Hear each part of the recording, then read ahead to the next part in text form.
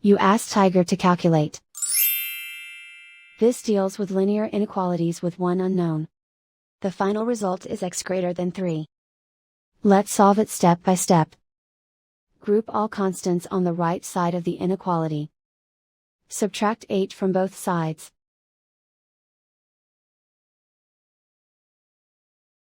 Group like terms.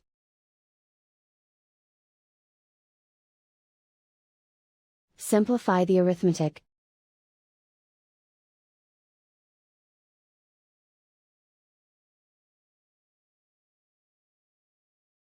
Convert the x into a positive number. Multiply both sides by -1. Whenever you multiply or divide by a negative, reverse the inequality sign.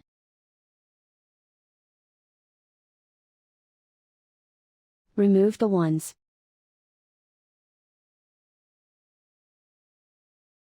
Simplify the arithmetic.